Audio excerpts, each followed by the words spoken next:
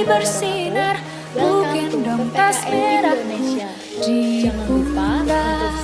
Selamat pagi semua, ku nantikan dirimu di depan kelasmu, menantikan kami.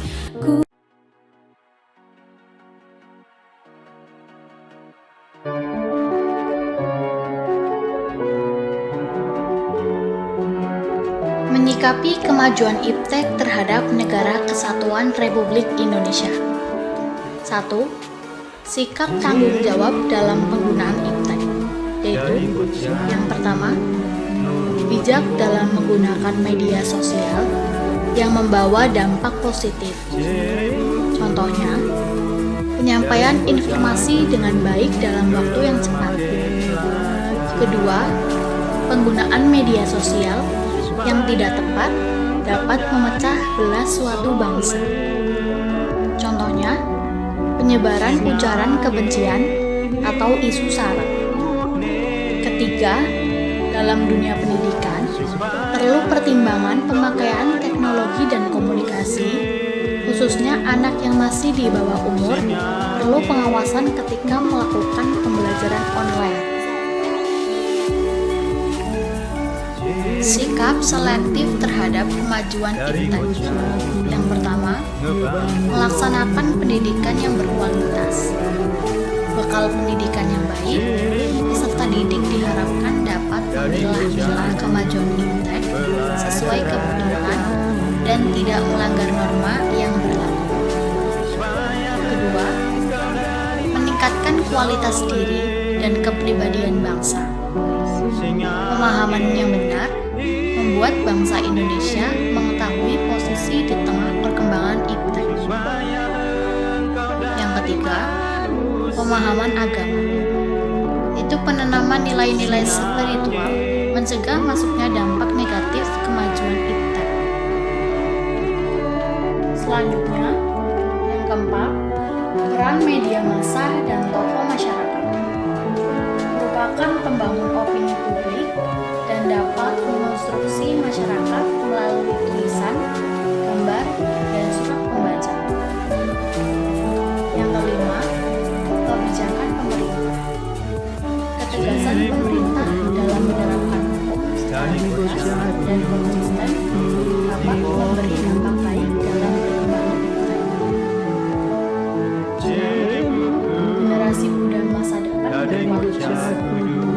Generasi muda dibina dengan baik agar dapat berkompetisi dengan baik dan dapat menciptakan produk melalui inovasi baru.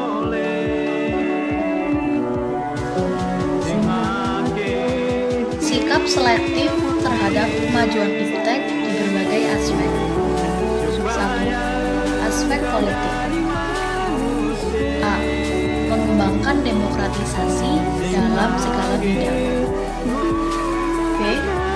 Mengaktifkan masyarakat sipil dalam lingkup politik. C. Memperkuat kepercayaan rakyat dengan menegakkan pemerintah yang bersih dan berwibawa. D. Memperkuat posisi Indonesia dalam politik internasional. E. Menegakkan supremasi hukum. 2. Aspek ekonomi, yaitu A. Mengembangkan sistem ekonomi untuk memperkuat produksi domestik pasar dalam negeri. B. Pertanian dijadikan prioritas utama karena mayoritas mata pencaharian di Indonesia adalah petani. C. Industri di Indonesia harus menggunakan bahan baku dalam negeri. D. Diadakannya perekonomian yang berorientasi pada kesejahteraan rakyat. E. Tidak bergantung dengan badan multilateral. Contohnya IMF, Bank Dunia, WTO. F. Mempererat kerjasama sesama negara guna memajukan bangsa dan negara. 3. Aspek sosial budaya, yaitu A. Berorientasi pada masa depan. B. Dapat memanfaatkan kegunaan iptek dengan baik. C. Terbuka terhadap inovasi dan perubahan. D. Menghargai pekerjaan sesuai prestasi. E. Menghargai dan menghormati hak asasi manusia. F. Menggunakan potensi lingkungan secara tepat. Pengaruh iptek dalam aspek sosial budaya yang harus diseleksi. 1. Dasar ikatan hidup bermasyarakat. Contoh, gotong royong dan kekeluargaan. 2. Sikap, pola, dan gaya hidup. 3. Penampilan dan gaya pakaian. 4. Aspek hukum, yaitu A. Memberikan pemahaman tentang penggunaan iptek dengan baik dan tidak melanggar etika. B. Memblokir situs-situs yang mengarah ke arah negatif. C.